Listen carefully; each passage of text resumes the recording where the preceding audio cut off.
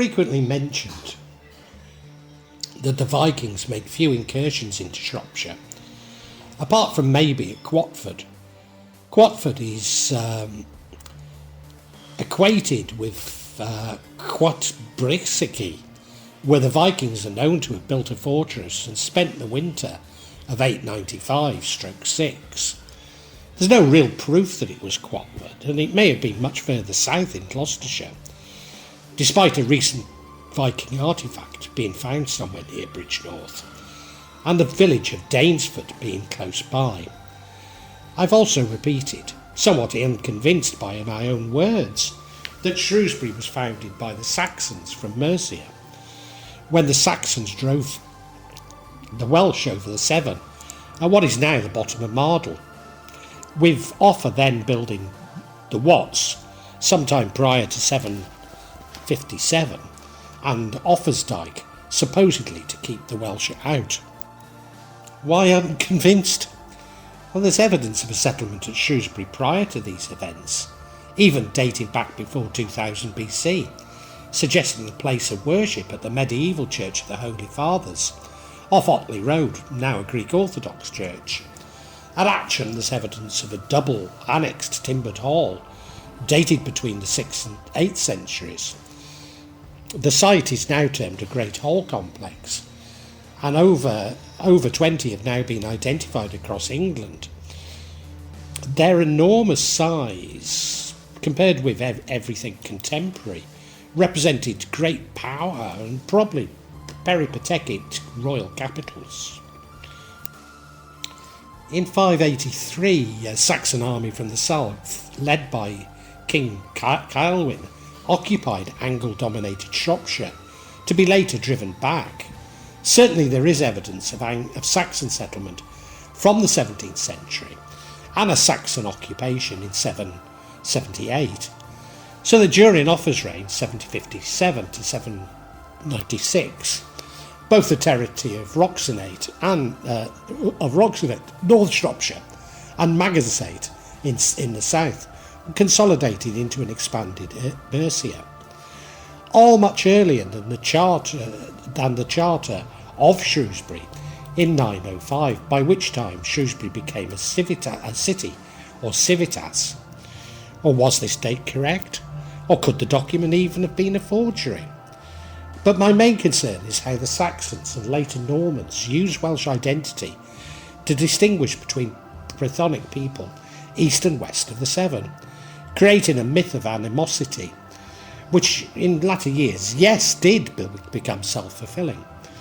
After all, if Shropshire did not exist, what were the Welsh doing there when they were allegedly driven over the Severn at the bottom of Mardol?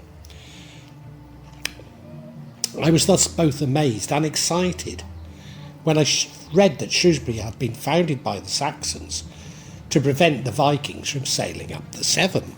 Even more so when I came across the somewhat contradictory theory that Shropshire, along with Staffordshire and Cheshire, had been occupied by the Vikings.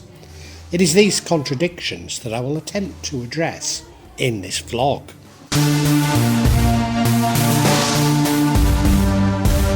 Viking raids began in England in the late 8th century and Wales in the mid-9th century.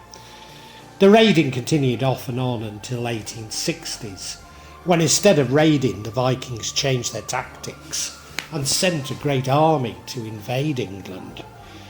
The army was described by the Anglo-Saxon Chronicle as the Great Heathen Army, or the Black Gentiles by the Welsh. They used rivers for navigation, capitalising on the suitability of their vessels. For over 200 years after 836, the Anglo-Saxon chronicles and other documentary sources describe Scandinavian activities in the Bristol Channel. Initially, this was part of the movement of Norwegian homeland by Vikings, exploring and raiding through the Scottish Isles and into the Irish Sea. The Welsh annals record the Canon of Powys. That Canon of Powys died fighting the Gentiles in 850. In 854, Clyddi, the Black Host, attacked Inismon, Anglesey. The following year, 855, the Black Gentiles attacked Gwynedd. Their leader Gorm was slain by Rhodri Mawr, ruler of Gwynedd, 844 to 878. These raids by the Norsemen were not just confined to coastal areas. They were also then making their way inland, down the major rivers such as the Dee and the Severn, and soon arriving in Shropshire. A charter of 855 of King Burghead of Mercia records the presence of pagans in Roxeter, and around 870 at Renlock Priory was attacked by Vikings. Destroyed in the raid, St Milburg's tomb was lost for many centuries until it was recovered by the Cluniac monks in 1101, following their refoundation of the priory. During the 9th century, the Vikings did make incursions into South Herefordshire, by sailing up the Severn and Wye rivers. Between 866 and 874, King Burghead of Mercia was involved in almost constant battles with the Vikings, so that by 877 the Vikings were in a position to be able to establish one of their own leaders, Ceolwulf, as King of Mercia. The Leinster Hoard suggests that the Viking force was present around 879. In 914 the Vikings made further visits to Herefordshire, and according to the Anglo-Saxon chronicles they ravaged Archenfield, the area in the southwest of Herefordshire that had remained British after the Saxon invasions, and took Camelac, Bishop of Archenfield, as prisoner. This attack by the Vikings prompted the Saxons of Hereford and Gloucester to join together and fight the Vikings back, using the element of surprise.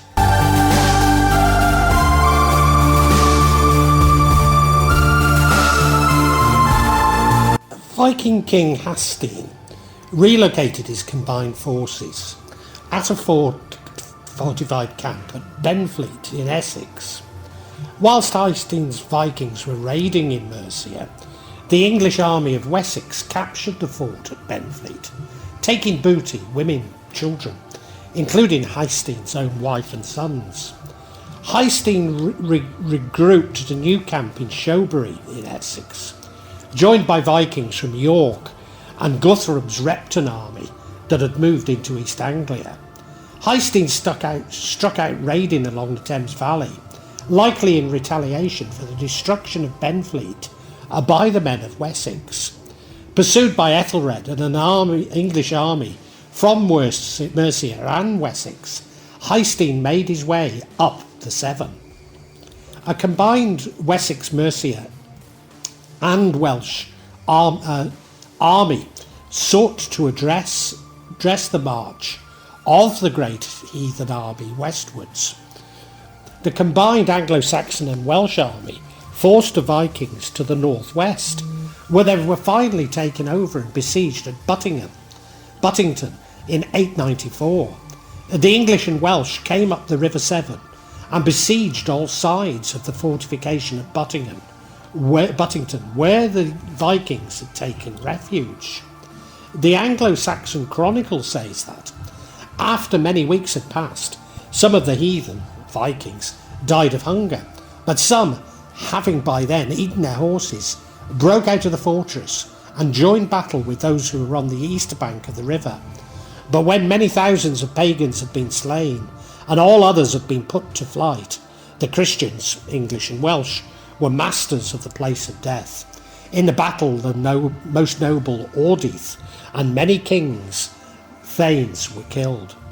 The most likely location of the battle is the present-day Buttington, near Welshpool.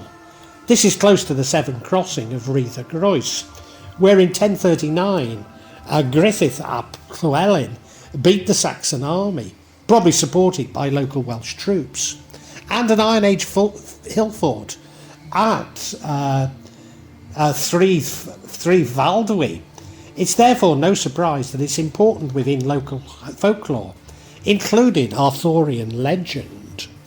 During October October 1837, whilst building a new schoolhouse at All Saints Church, Buttington, workmen unearthed 3 pits containing around 400 human skulls and other human remains, less than 300 yards from the ford. Many of the bones are said to have shown evidence of weapon trauma. There was even a skull of a horse which seemed to support the chronicle account. The earthwork was still visible in 1873, close to Offa's Dyke, but sadly nothing remains of the site today, even the Dyke. Forming the back of the enclosure was cleared to make way for a new roadway. Doubts existed over the authenticity of the skulls and the location of the Battle of Buttington. This was also the site of the Battle of Three the Groes and the important victory of Griffith ap Llywelyn over the English in 1039. 2 of the remaining Buttington skulls which until recently had been on display as Viking skulls at Powisland Museum Welshpool, were subjected to radiocarbon data, which shows the skulls to be of a much later date, therefore probably the result of graveyard clearance in or before the 18th century. A less likely but alternative location could be Buttington Trump, at the mouth of the River Wye, where it flows into the Severn.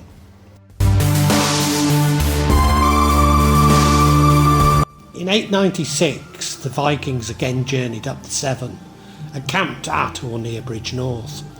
They dispersed the following year without confrontation.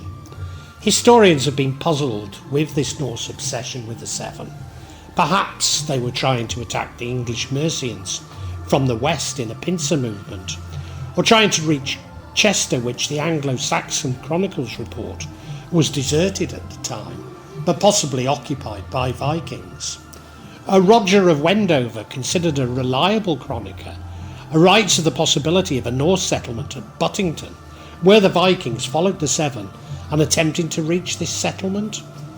In 910, a northern Viking army is transported by boat up the Severn. Somewhere on the lower Severn, they disembark and engage in a pillaging spree in the adjoining areas. Ethelweard states that in the West Country, this is in the West Country, so presumably meaning the west bank of the Severn. As the Wessex army starts to pursue them north, the Vikings begin to head home, transiting eastwards across the Severn, before being defeated comprehensively in a pincer entrapment movement by the forces of Mercia and Wessex at the Battle of Tettenhall, or Totenheel as it was called.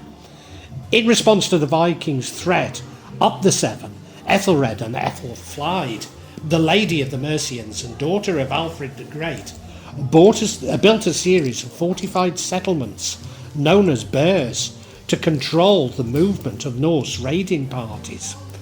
What is known is that Ethelflide had settled in Shrewsbury and was reputedly very fond of it.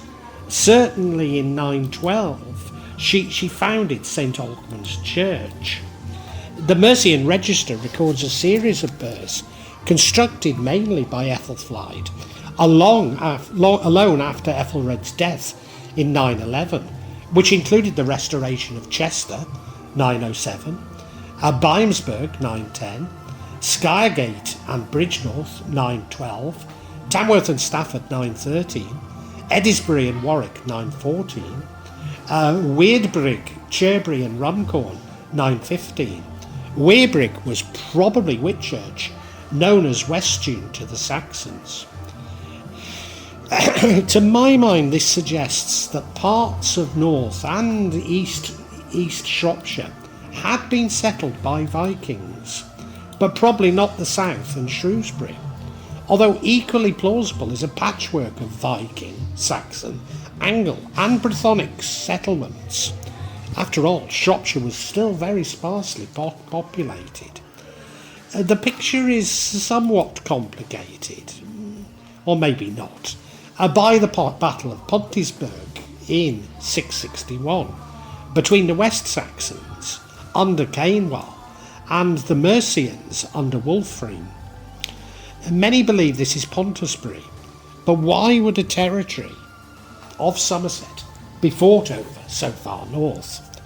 Burghs were built all along the Severn to counter frequently exploitation by the Vikings and the artery as an artery into the Mercian heartland.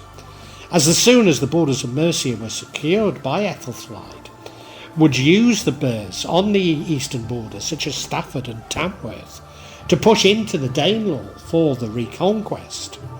Once Ethelflaed and an army started to advance into Danish Mercia, the Viking settlements of Derby 917, Leicester and York 918 soon submitted to her rule.